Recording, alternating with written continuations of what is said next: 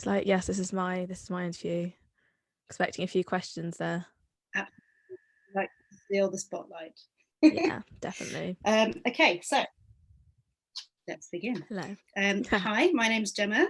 Welcome to this podcast for magical women. I'll be in conversation with Natasha Oliver Cork. It's a very relaxed affair. My dog is trying to steal all of the limelight from Yes, me, she Natasha. is. I'm really sorry. My beagle. And I thought we could start being as we're all cozy here with our cups of tea Yeah. and just get to know you a little bit. So Yeah. have you let's talk about your background. Like tell me about Natasha. Who's Natasha? Yeah, so I'm Natasha. That's been established. Yeah, I'm from Bath. I'm from Somerset. I didn't really adopt the Somerset accent until much later in life, but I wear it with pride. I'm in my second year at drama school, so I'm training at the moment to be an actor. And I basically have just grown up mostly in theatre, actually. And yeah, I've always tried to avoid the fact I've always been down this creative endeavor, and then the inevitable happens and I've ended up sort of just always either writing or mostly singing. I think found a family video the other day of me at 3 years old. Wasn't able to speak properly, but I was singing at the top of my lungs and bowing and making sure that everyone clapped at each bow, and I think that sort of sums me up, looking back at 3-year-old Natasha. But yeah, so yeah, at the moment, like everyone else, I'm stuck in lockdown. So next week I start online drama school again. So that's fun, but it'll Yeah, be it's such fine. a crazy time, isn't it? I Mm. mean, I think this situation has dragged on for a lot longer than any of us would have expected. And it just means that for a lot of us, especially as creatives, life looks so very different than we expected. Yeah. So I guess if you're going into your second year of drama school, what were you expecting to be doing with your time and with your life before Yeah, a these lot. events happened? Very different. Yeah. So the end of first year looks a lot different. So in some ways, it's quite hard to be like, oh, I'm in my second year, because I didn't really finish my first year. So I think we all did feel very, teachers, because I was very fortunate that all of last term, so the autumn term, we were all in person, because I do go to an amazing school, and that they did ensure we were all safe. But it was very much teachers being like, "Your second years now." We're like, "But we didn't get this whole last summer term." But from that, amazing things happened, and that's sort of where I ended up going back into my writing, which as a child I would spend hours doing, and then you know becoming a teenager happens, and going into like doing exams and all of this, and yeah, so I ended up writing a lot, which led me to Magical Women, and sort of reconnecting to my own sort of creative outlets aside from my acting, because I'd spent so long trying to get into drama school in the first place, and then being there and then having that ripped away and doing this bizarre online drama school. I've just sort of, in some ways, I've had a blessing from that as well. um so yeah, it's been a bizarre time, I think, for everyone, but um magical things happen from it too, so Absolutely, they do. And just to return a little bit, I guess, to the writing. I mean, I think a lot of us creatives, especially if we're neurodivergent as well, mhm. Mhm. tend to be quite we like to do a smorgasbord of different things. Yeah. And they're all the things that we will have done, I guess, to keep us alive Mhm. Mhm. for our whole life. So Yeah. I remember as a kid singing songs to myself in the garden and constantly making things up or narrating what was in the car window. And Yeah. I guess you kind of find a different way of pouring that into something where it feels useful, but also helps you to express yourself. Mhm. I'm really interested in that kind of return to the writing Mm. because I don't know, we're speaking to you today as a musician, I guess, but I'm really keen to get a sense of you as a well-rounded Mm. artist. And where do you think where do you kind of position yourself with that? Is it just picking the right thing to serve your creativity at the time, or do you feel like you were forced into a corner with returning to writing with the changes that happened over the course of 2020? I don't know. I think for me, last going to drama school, like the university attached to, I knew going to drama school I was dyspraxic, but I hadn't had any diagnosis. So, you know, only in the last year I officially got my dyspraxia and dyslexia diagnosis, like almost a day, you know, to like the year to the day. And technically only got my official diagnosis for ADHD in September. So I think a lot of coming back to my writing was also changing the narrative for myself of who I am and how I write and how my brain is different and how that is okay, and sort of taking away the barriers that have been put up from my schooling experience and not quite being able to do things, because now I understand that with ADHD and dyslexia and dyspraxia I had all of these barriers that I didn't know were there because I always either masked or fought through it. And I think with music I never had that barrier because it was always so to myself. But that being said, like, I now understand why I've never managed to learn, you know, beyond an intro of a song well, because I always start to learn something and then I get bored or forget it and then like learn something else. So I could do like a repertoire on the piano of loads of like intros to loads of songs, but I never finished a song. And now I understand why. And I think that's the pinpoint for me to go, I think I'm ADHD. But also being like, that's fine. Like, and a lot of my particularly musical writing and also my writing is very much a one-hit wonder in the sense that I just do it and then that's kind of it. And it's quite hard for me to go back, you know, obviously that's something I have to work on. And like, you know, being in like acting training, obviously I can't just be there like, I performed this monologue once, fine, great, you know. So it's, you know, it's understanding it and accepting it, but also like, you know, now I can be kinder to myself with understanding my own creative processes and, you know, adapting in a way that works for me, and understanding that the world around me doesn't actually often, like, you know, what's the word, like see to that, I suppose, like accommodate to that. So I think I ended up going back to writing because it's a way of me processing partly what was going on, because it was, yeah, particularly like the first lockdown, it was very much trying to work out what's going on, and I ended up having to, yeah, go back to drama school online and being so far away from everybody. But I found, yeah, a release through the written work. But even then, when I did write a poem, people would often say, oh, that sounds like a ballad. And I realized I do write like in verse, I do write in song, even if it isn't to music. But I think I always get led back to music, and I've even brought music into my drama school experience where I can. So it's sort of, yeah, learning to navigate where I sit with that, I think, too.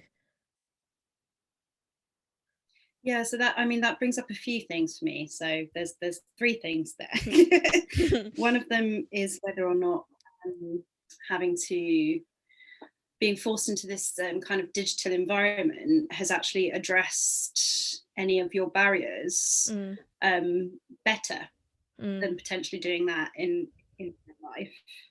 The other is this idea of the kind of creative exorcism, because I really feel like I can identify with that. When I'm writing for my band, the songs just come out in one big glut. It happens very quickly. And I'm fortunate enough to have found people that kind of, again, accommodate for that and are just as keen as and as enthusiastic.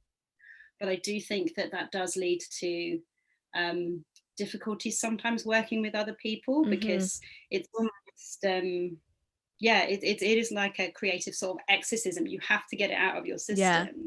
So then do you find yourself feeling a bit more comfortable working in a more devised way? Yeah. And that kind of goes to composition as well, or do you find a heavily orchestrated structure helps you better?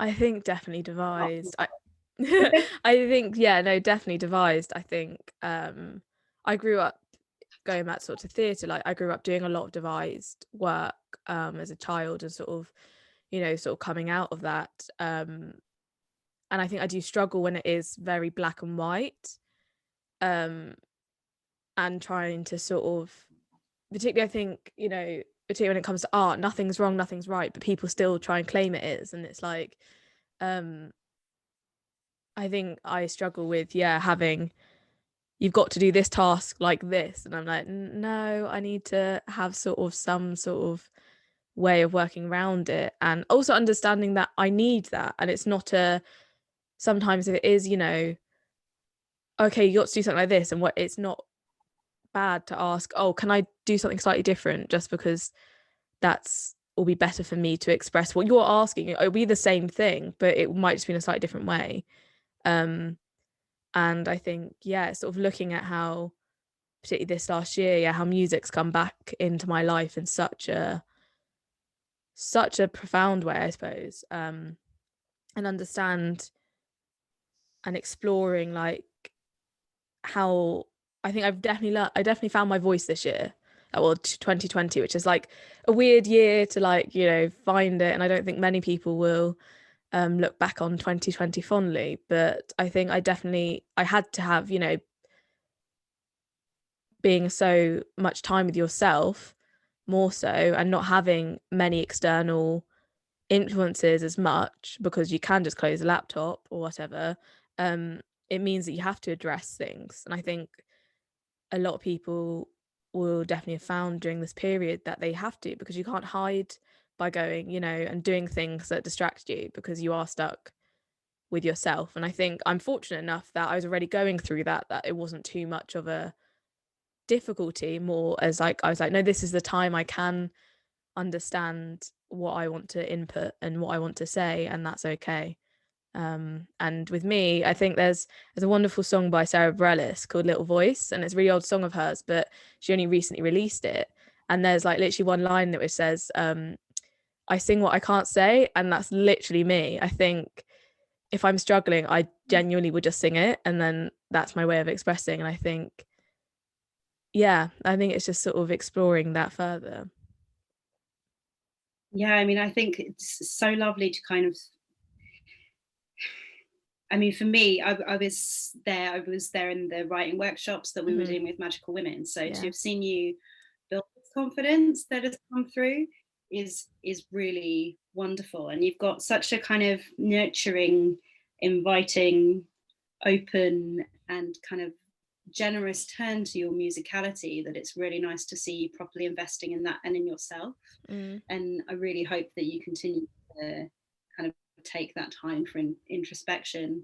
I think there's a lot to be said for being allowed to go at our own pace, you know? So I think that leads quite neatly to having a little bit of a conversation about a particular song of yours called Seed. Yes. Can you tell us a bit about that? Yeah, so Seed is a song that I wrote during the writers' workshop with Magical Women. So it wasn't during an actual workshop, but we would get like little like tasks that, you know, if you could do, you know, to do like a writing task or something. And Eleanor had shared like a drawing of a woman in a plant pot, and, you know, she's stuck in the plant pot with something growing, you know, like a plant growing out. And I just decided, I was like, I'm just going to pick up my guitar. And I just, from that, just Seed came out. Like it was definitely one of the things that I don't think I've had to rewrite it.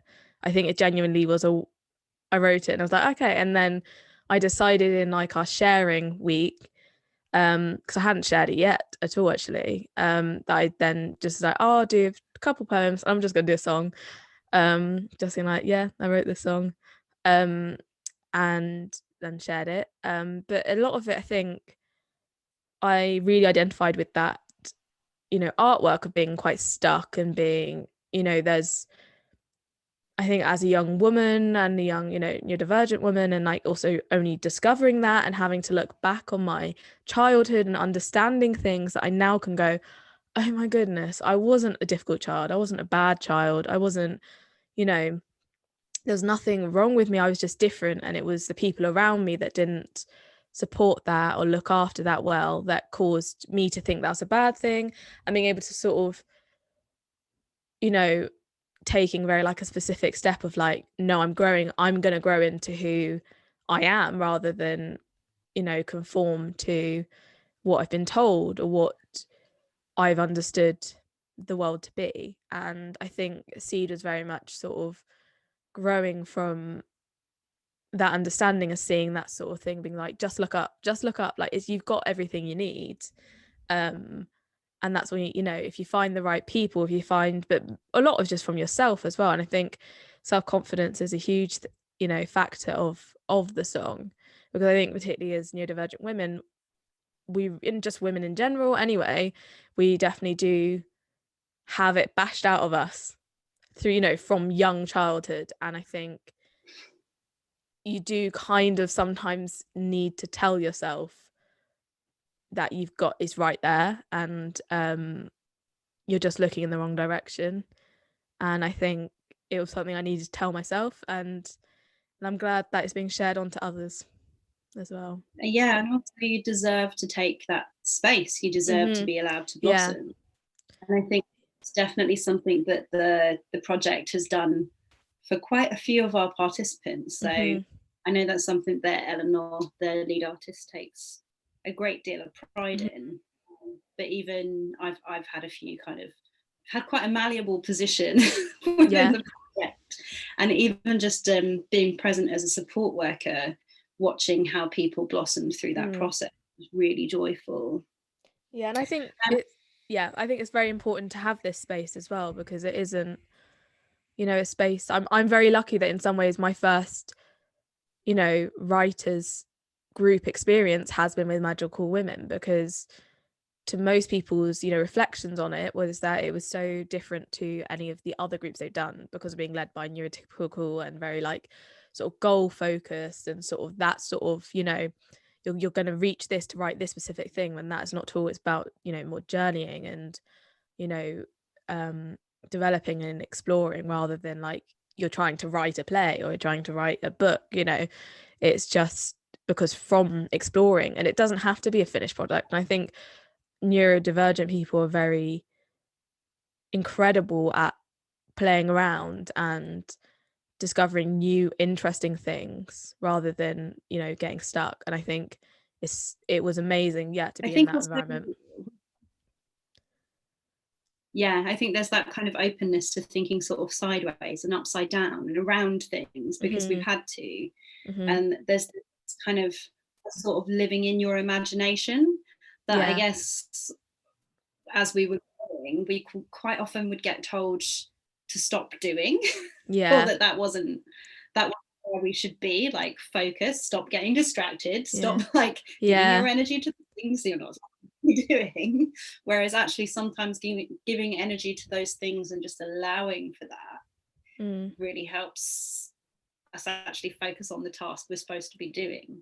I was talking to Eleanor the other day, and we talked about this idea of just really thinking around every single other thing around the thing you're actually supposed to be doing before you can actually get to that. Sometimes you need to do that kind of running around the circle. So when you wrote the song, you said that it kind of just appeared, it just blossomed.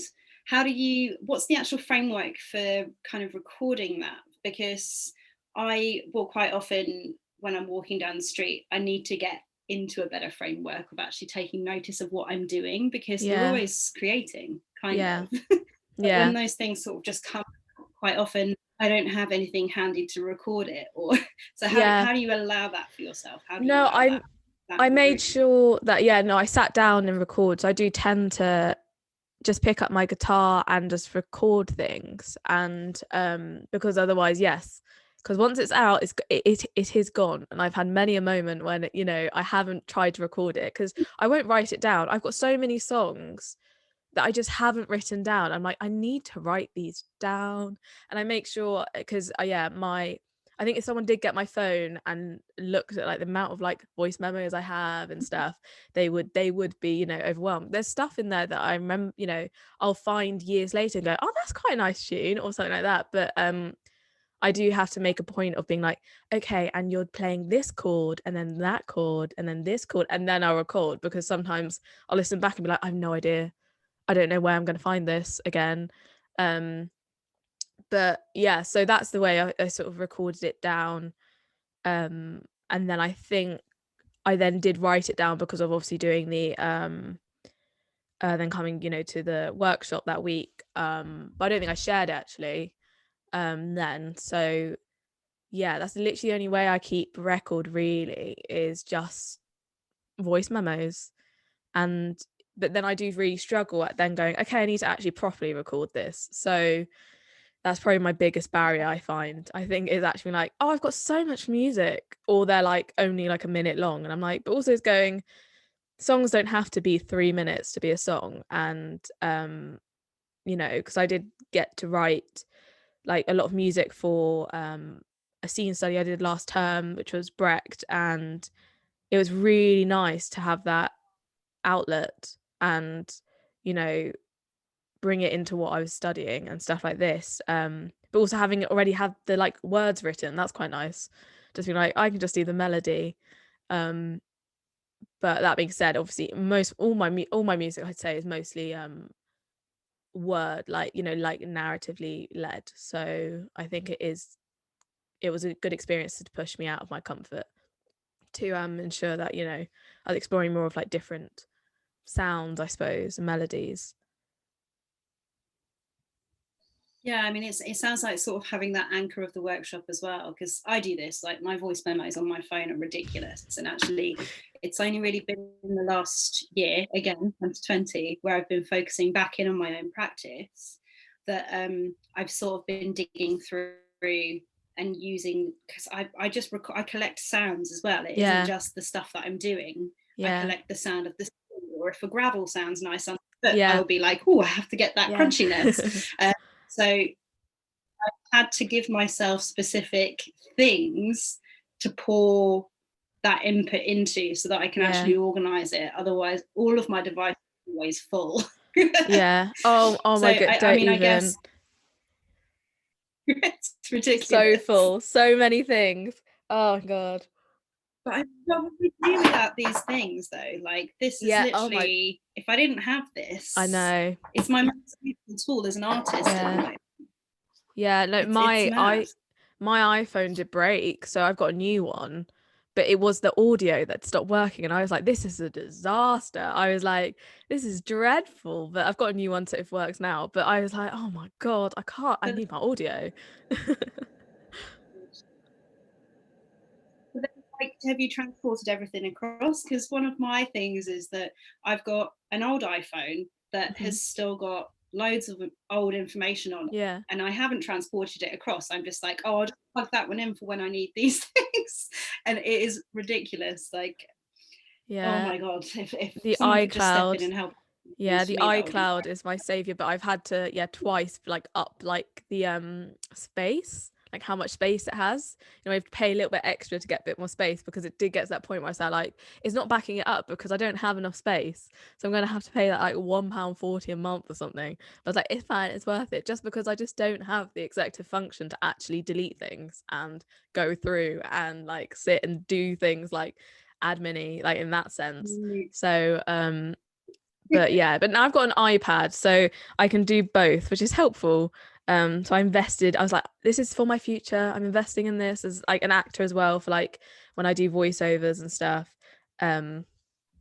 But yeah, hence why I've got like a mic set up and stuff now, because it has got to a point where I'm like, no, I want to put my energy into this creativity myself, and if I don't have these tools, then that is putting me back as well. And particularly with now being stuck inside. There's nothing there's else that energy slippage as well, isn't there?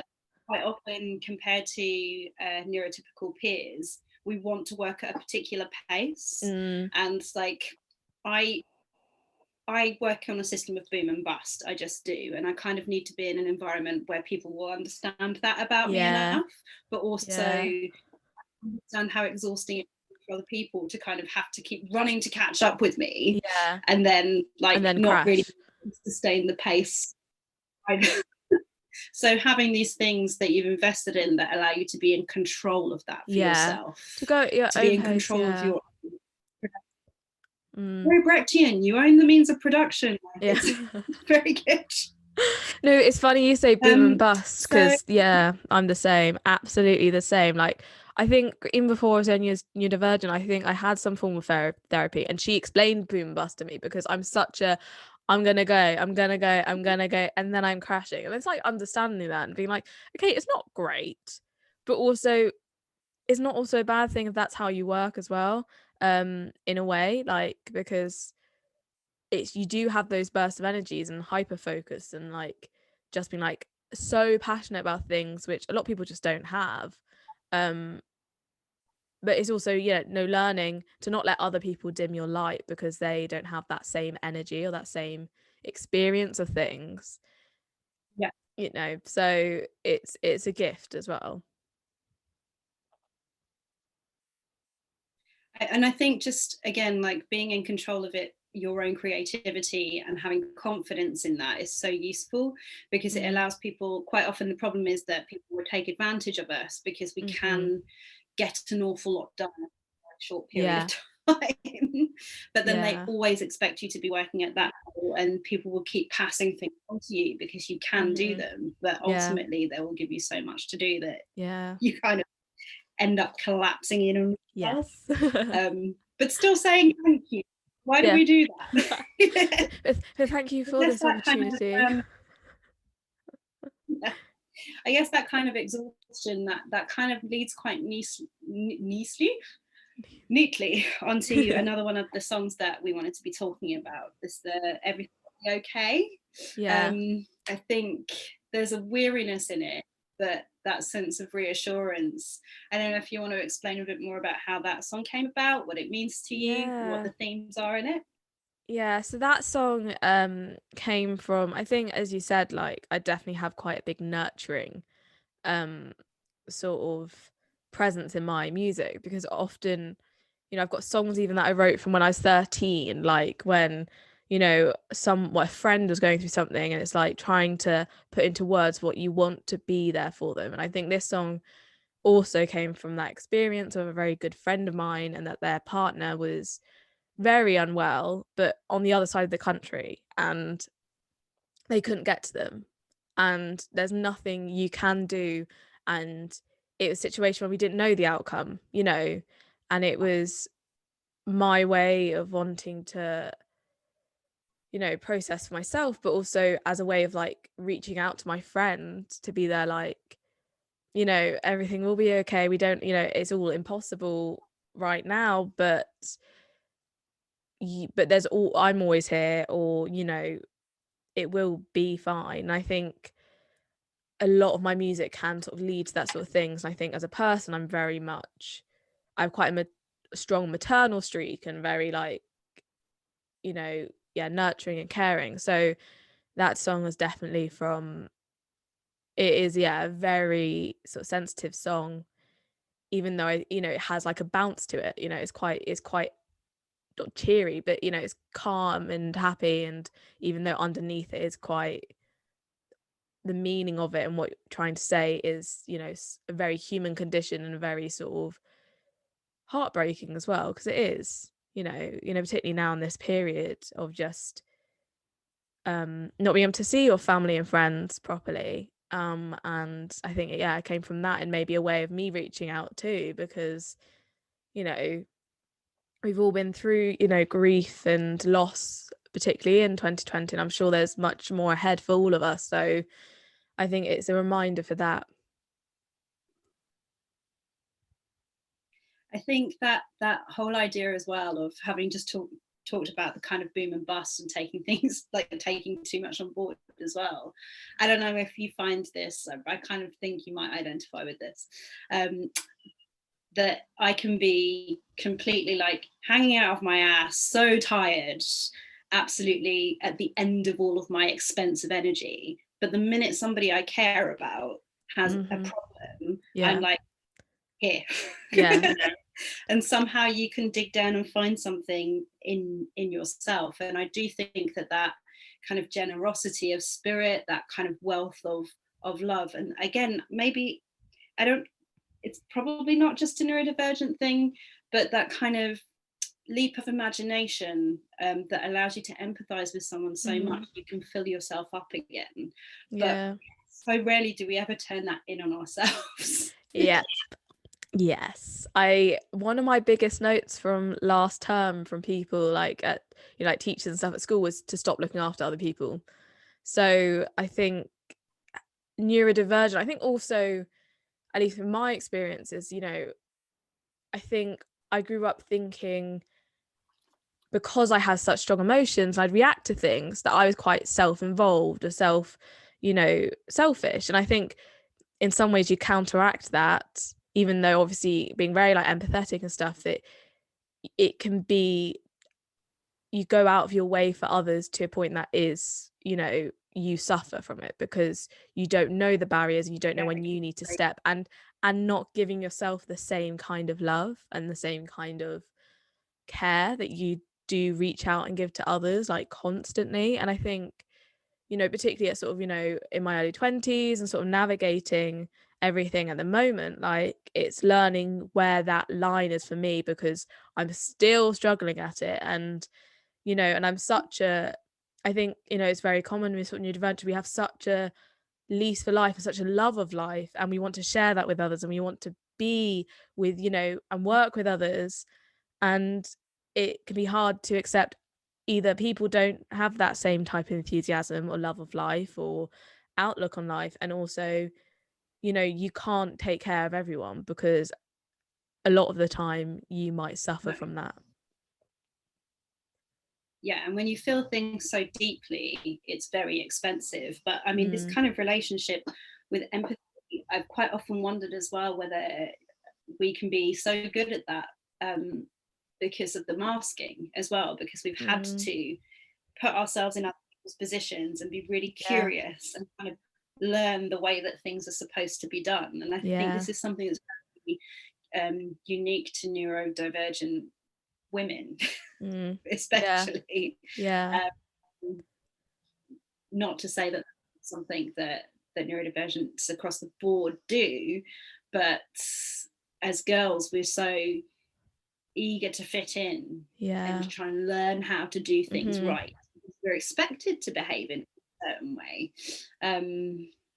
So yeah, that masking, I think, is really significant in those ideas of empathy. And this is something that I'm really wondering through the course of this year as well. I hadn't realized how, I've always said that I'm really good with people. I'm an empath. Like, you give me a person, I can find a connection with them, or have a conversation, it'll be great. But the longer that we stay in the state of apartness, I've sort of forgotten how to do some of those things. Yeah, definitely. And it's a little bit, if the mask has been left on the hat stand for too long, how do we learn how to put that back on when we go into the real world? And should we? No, well, that's like, the thing. That's, do we actually just go, no? Yeah, like I sort of learned really, like, because I had such a period of going back to real life briefly in a weird situation of still having social distance and stuff at school, but also going back realizing I waste so much energy on masking and trying to fit in and trying to like be social and stuff, that I get exhausted and I get ill. And so one thing I did start to do is that, like, at lunchtime I would put my headphones on and spend like lunchtime by myself, and it meant that actually the work I was doing in the afternoon, for example, was better because I needed that space. And I think, like, as much as it's difficult going back, we're like, how do I human? And I think obviously everyone has an element of that, but particularly neurodivergence, because we learn by watching others and going, that's how you're meant to human. So I think I do think there's no good example in this situation. No, and I just think that we are coming out of this period. I think a lot of people are not going to accept some societal norms, because we spent a time being there like, no, I realize I don't have loads of consistent meltdowns if I'm not putting my energy into this certain thing. So if I stop doing that when I'm back out in the world, then I'm not going to have loads of sensory overload, and I will be able to do things. And like for me, going, because all of sort of a lot of my diagnostics and diagnosis and is going out and realizing, okay, what are my access needs? Like, I want to be able to go to more, gigs and stuff when we can, but why was I always avoiding it? It's because I now understand I need to be able to go and take a space and have a breather, and then I can enjoy everything like everyone else. But it's learning to now go for myself to go into the world and be like, no, I need this access need. I need this, and it's not a bad thing. I just, if you want me to work, or if you want, because we like you said, we are some of the best workers in the sense that we will get things done. However, we don't have a consistency, and that's fine. That's not a bad thing, because if there's a crisis, if there's like a sudden deadline, we are the people you need. But we need then, like, we need the understanding of that we then have to have a break, and we have to. And also, because we live in a society that doesn't and hasn't given us that, half of the battle is us going, I need this, and that's okay. It's not always from the external, it is from the internal, and actually sort of overcoming the internal ableism of understanding that you need that break, or you do need to put your foot down, and learning, no, I can't do that. And how to make a framework for yourself that just feels less impossible. Yeah. Again, that kind of idea of possibility and impossibility, it brings us around to another one of your tracks. So, I mean, I think it's the last one that I'm going to ask you to talk about this evening. Okay.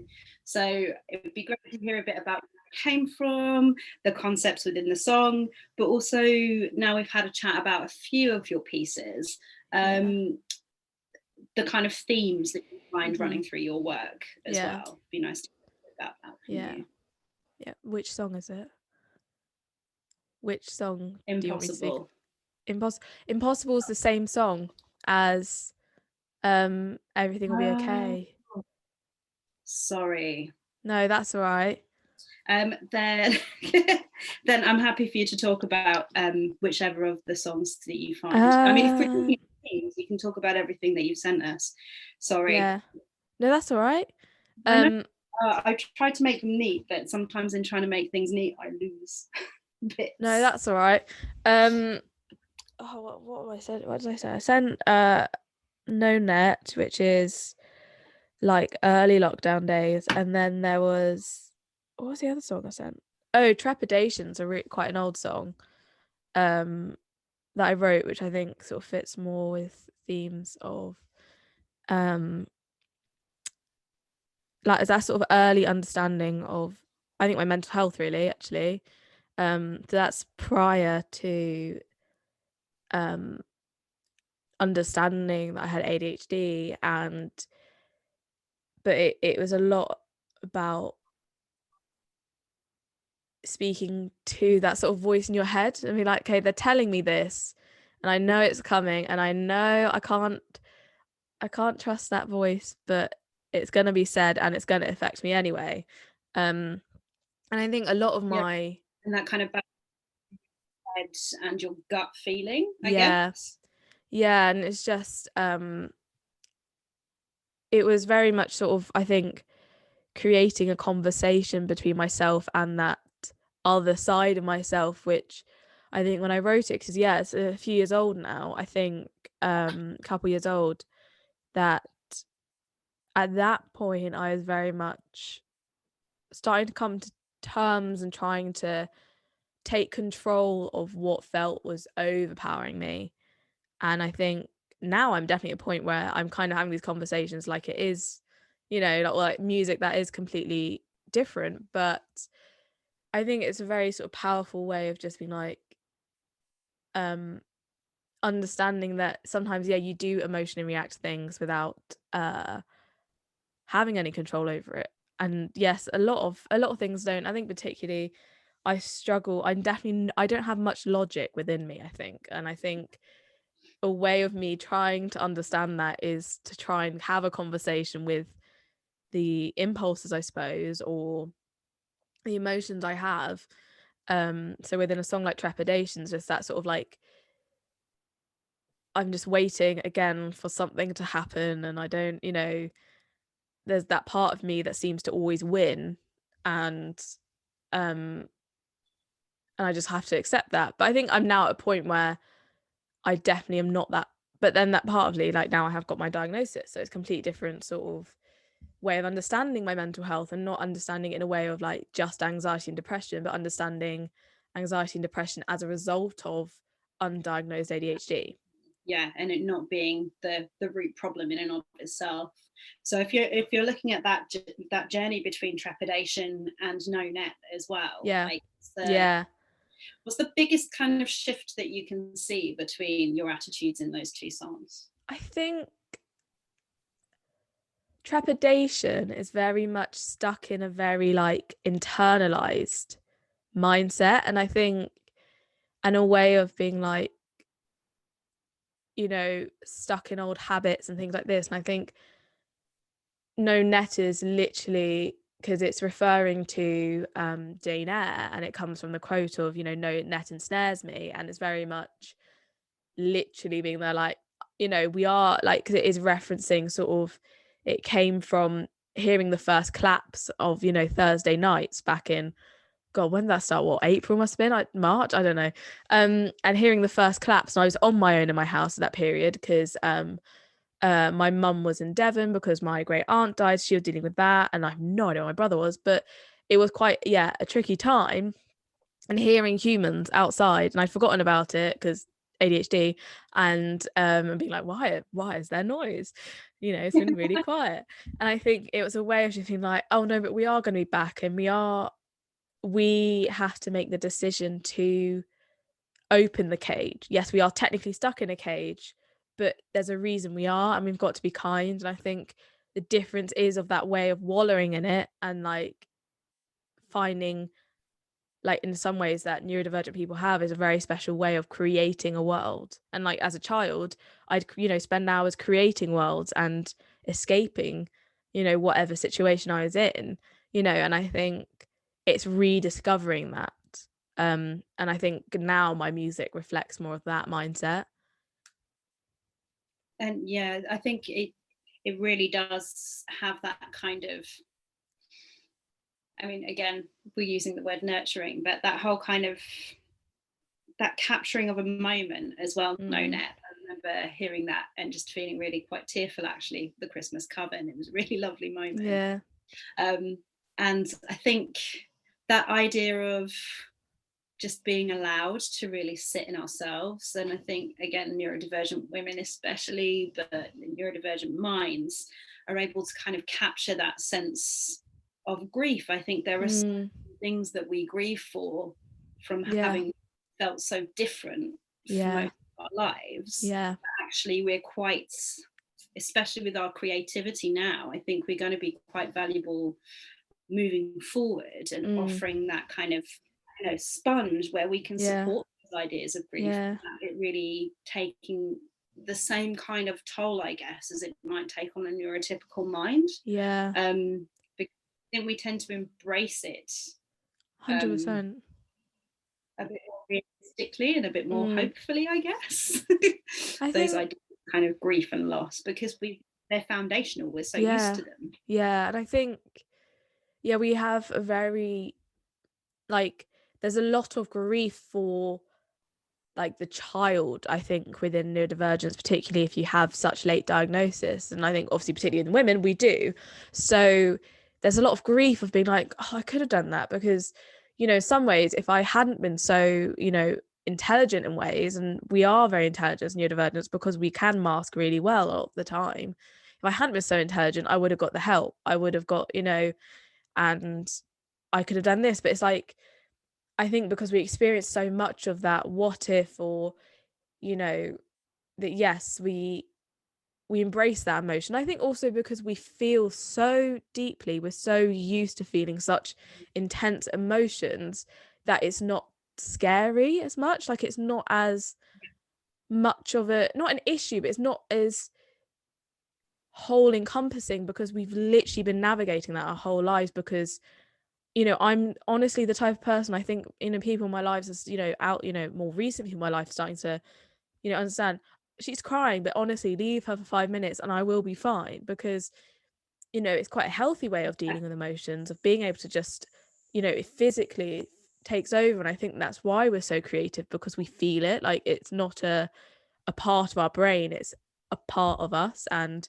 we have so much to give that we have to outlet it. So a And lot we're very of kind of present, but I yeah, guess grieving for that loss of being able to listen to our intuition. yeah, So in trying to mask, in trying to conform, that's why we get anxiety and depression, because yeah, anxiety is all about worrying the future, depression is all about the past, and yeah, we get forced down yeah, those paths because yeah, we're trying so hard to fit in. yeah. And then we just get stuck. And I think, you know, it was a really amazing moment when I had sort of ADHD thrown at me, because I had periods of thinking I was bipolar, because I was like, why do I feel so much, but I don't fit this? So what is it? And yet it's not out there really easily. And when it was, you know, given to me, and I, you know, and second I spent some time looking into it, I went down a hyper focus, being like, wow, this is me. And like then understanding, like, oh my God, that's where the anxiety, like, I, you know, I am quite an anxious person, but the reason I'm an anxious person is because I live in a world that didn't let me completely just be this, you know, creative, outspoken, you know, nurturing person in the way that the child me had. Because it's like even watching that video of 3-year-old me and seeing the moment of realizing I love performing. But I think the reason I loved it so much is because it was the one time I was getting attention that wasn't stop doing this or stop doing that, or you can't do this, or you're overreacting. And I think it was a moment of just being like, oh, go on, and being like, oh, they're clapping or they're laughing and they're smiling. We're being trusted in Yeah. that situation as well, which I think is something that sort of falls away as we get older. But Yeah, we have to trust ourselves then, I think. yeah, Again, it's about taking all the things that you project out because you're so worried about fitting in with this world, and then suddenly going, no, actually, I'm going to put my foot down and turn some of that attention back in. yeah. And I think Magic really helped a lot with that over the course of 2020.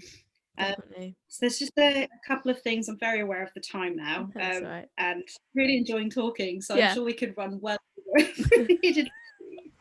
But just wanted to touch on kind of where we've spoken a lot about you being in school. Yeah. Where you kind of turning forward in your future focus. I've also Yeah. forgotten entirely to ask any influences. So if you want to mention anyone we should be listening to help us understand your work, or anything you Well, really like I feel I like has did spoken to you, the I time to do that. what I would say, if I kind of did touch on it, is Sarah Bareilles. She Yeah. is honestly, like, I ended up like on my Spotify being like, you're in the top 1% or something listening, because she speaks in such a way. And yeah, because she's also musical theatre, she did musical theatre, and it's like, again, like her background was kind of, she grew up doing a bit of theatre as a kid. I think that's obviously where it led, but that's a lot. I think we listen to her music, I think we speak from very similar places, um and very gut sort of driven, and yeah, singing or writing what we can't just say. And one of my favorite songs of hers is Yeah. called Sweet as Whole, and it's literally her slagging off people who've that annoyed her. And it's like, it's just so funny because it just comes out, it's all lovely, and like it's like a little like pirate sort of folk song, and then it's like, but it's, you know, slagging off these people and saying, oh, it's cheaper than, like, you know, buying a drink or like taking drugs, like it's just cheaper to, you know, write it down. That's better, it's better And really therapy, you clever know. to kind of that emotion in that way, so that you Yeah. actually have to really listen to what she's saying Yeah, as well. yeah, no, I really recommend listening to And that I song. think, yeah, I'm definitely going to now.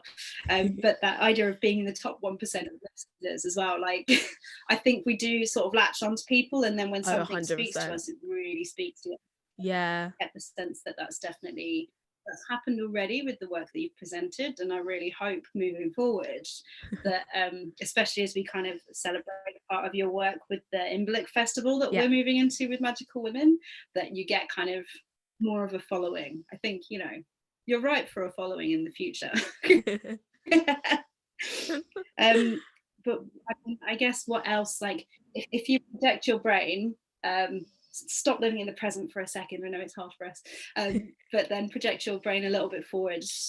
When you finish school, where do you hope that you're going to be, and what, like, ultimately, if you could get anything you wanted in your future, what would that look like? How do you think that's going to look for you? How do you hope? I think it's, I think, again, with as we are with ADHD, it's like we want to do loads of different things, and I think I always struggled with that, and I think that's why I abandoned my music for a bit. But I definitely, I want to really explore and have more confidence and more ability as well. I think I need to, you know, a large part of what I need to do is work on my ability to be able to record my music well and things like this, practical things, so that I can just put music out there and share it without any worries, I think. And and also obviously with training as an actor, like I do see myself, you know, just creating so many different forms, and I want to really see if I can sort of meld the two as well and find where I sit with that. You know, I've always wanted to sort of, you know, do sort of a musical play about sort of my sort of family experience, because it is quite an interesting experience. So I think there's a lot of that, and I think now more so than I probably did when I started drama school back in October 2019. I do see myself putting more work into my own creating and writing, and but particularly in my music, I think just sort of maybe making an album, I don't know, that'd be cool. I guess really, the world is your oyster. I think that's something that's always I definitely think that's something which is particularly with neurodivergent, is we can be so hopeful and so ambitious, and I think it does feel like that, you know, even with the state of everything the world is in and the UK and everything, like there's still that sense of being there, like, but you don't know where you're going to be in how many years, and you can only do right now and create and make and just work hard. But also I think I want to definitely spend more time being kinder to myself and creating what I want and not being concerned about others. But I think I say that, and I think a lot of friends have said, you might ask people for their advice, but you know what you're going to go do. You know, there's nothing we could say that would actually change. Like, Tash, just you know what you want to do, you're gonna do it. Like, just go and do it and stop bothering everyone else. And I think that's I think it's taking that trusting yourself. And I think we're all in that sort of, we're constantly going to be there because you can't trust yourself. And I think a lot of my old songs like Trepidation, I didn't trust that voice, I didn't trust myself, but now I do, because now I understand it. And that's when the knowledge is the power of being able to understand our amazing brains. Because if we didn't have, you know, our slightly different outlook on life, we wouldn't have most of the amazing TV or, you know, things that have got us through this period. And I think you know, that's sort of what I want to sort of take forward. I think again it's, you know, I've just got a life of, I don't know what's going to happen, and that's okay. I think I've accepted that now. I think that's a really good place. I think that's a really good place to sadly begin to kind of wrap things up. But no, I think you're entirely right, and so lovely to kind of have a conversation with someone who's really sat in that confidence of hopefulness. And we will hear that throughout the songs that we've heard in the podcast. So thank you so much for your generosity and sharing all of that with us, and so much for your beautiful voice, words, music. I know I've greatly appreciated it. I'm sure all of the people that listen to this podcast will too, and I'm sure we'll see a lot more from you as a magical woman, but also just in your own right, going out to the world and, you know, shouting how it feels to be Natasha as loudly and proudly as you can. I think that's just wonderful. Thank you so much. Thank you, Gemma. Was there anything else you wanted to add in as a last minute? Just I don't think so. I don't think so. I think we got most of it. Yeah, we did it. Oh, thank you. I know we literally could just chat for ages. Let's be real. We could just chat about everything. But oh, there she is. Very comfortable. Oh, she is. Look at her. Oh, she loves me. This has been like the for her. Literally. I've been trying to convince my stepdad to get us a cat, because at the moment I just have to go and visit like my cat from outside, like I love you, because I had to move out with just no space to do online drama school with my mum. It's only down the road, and so I do definitely miss. I'm so like such an animal person that I think I just constantly need something just to chill. I think I would have really benefited living in the world of His Dark Materials and having a demon, just having a little animal. Yes. I was watching the other day and thinking exactly that. I was like, my demon would definitely be a beagle. Yeah, I love beagles so much. I literally, when I was a kid and I had Nintendogs, I always made beagles. But I feel like I don't come across many beagles. Like they're not a very like actually common dog, but they're gorgeous. My dog's a Labradoodle, so she's just curly and a fluff ball. So, which is just as cute. Yeah. But not so much now. She was as a kid. Kind of don't require anything of us. Yeah, she's an absolute princess.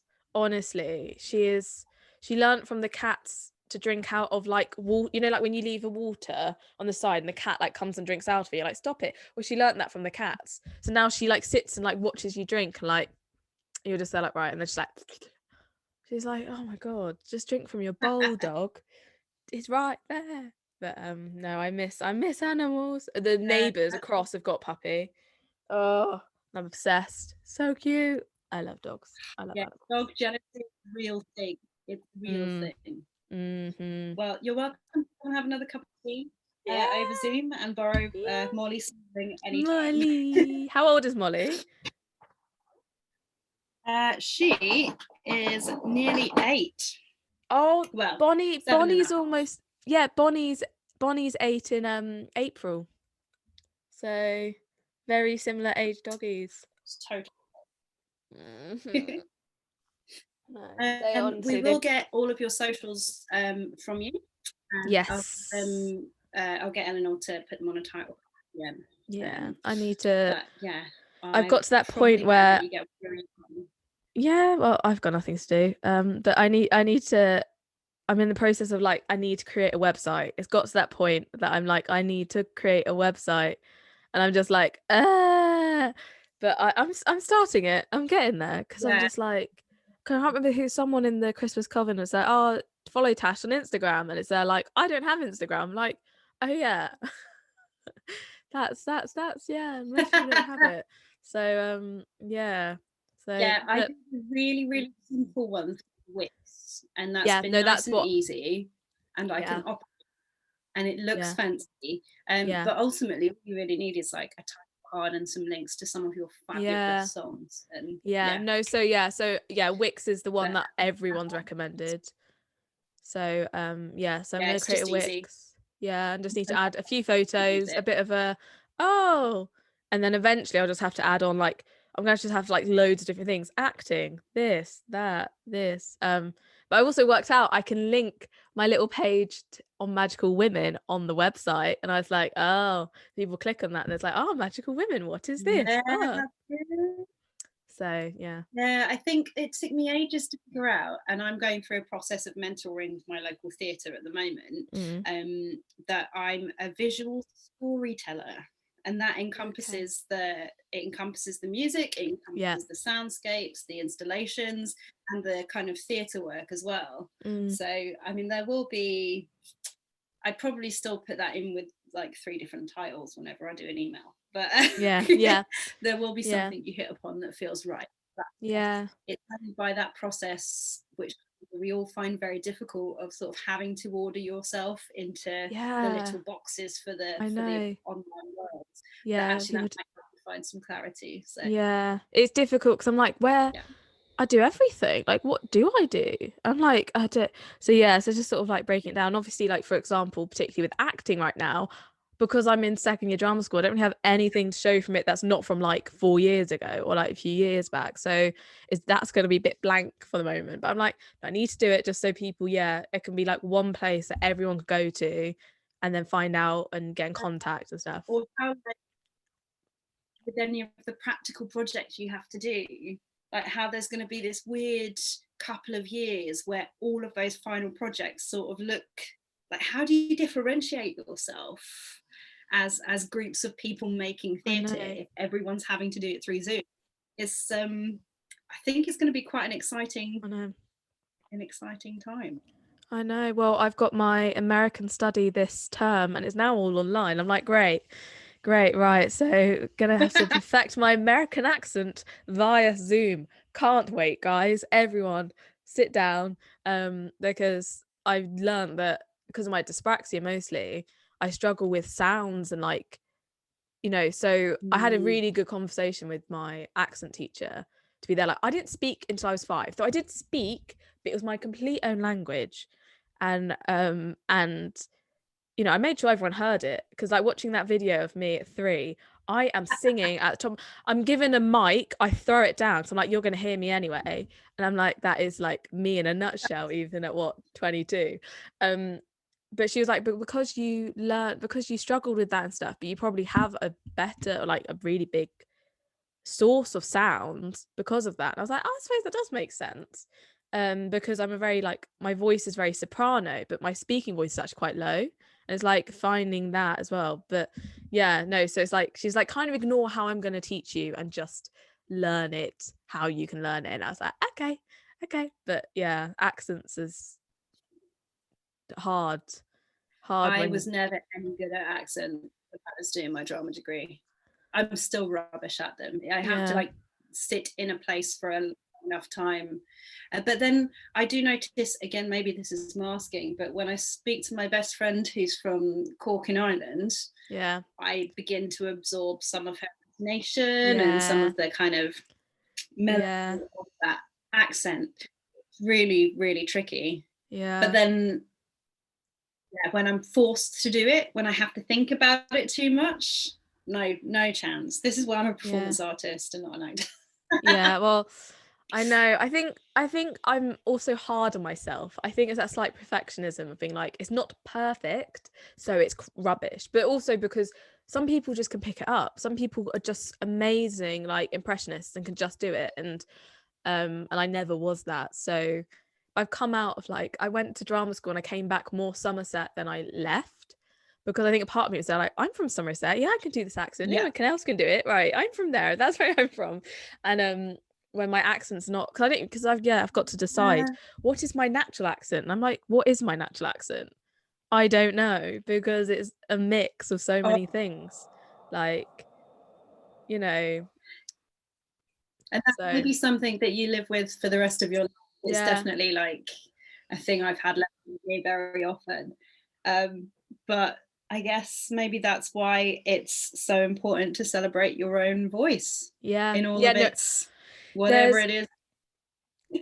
Yeah, I really struggled with particularly my singing voice, because doing musical theatre briefly and stuff, and also because I can do musical theatre and I love musical theatre, but it's such like a, what's the word, like pressure to be like a belter and fit into that, and I'm not that. Like, I've got a strong voice, but I've also got this like high, very like legit old fashioned, like really high soprano voice. And I literally, there's some point in the depths, I've got a song which is me literally accepting that voice, because it's like, and maybe that's part of the reason why I write music, is because nothing quite fits my voice, so I've got to write to it. And it is something that I feel like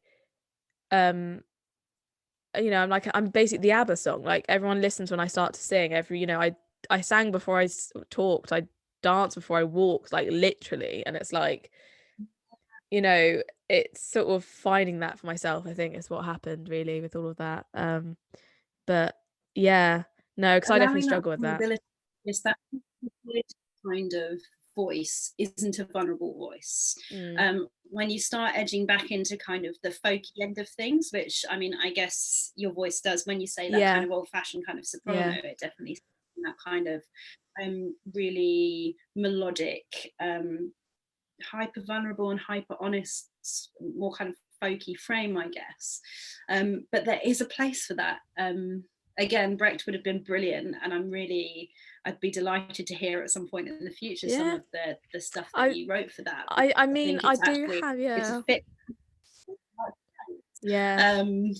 But that kind of really honest vulnerability is something that is really prevalent in all of the songs that I've heard of yours, but also a thing to be celebrated and hidden, I guess. Yeah, no, definitely. And I think I have always been a person where, I mean, I wear my heart on my sleeve, and that's an amazing thing. And I was lucky that I did grow up in a nurturing environment of being like, don't lose that sensitivity.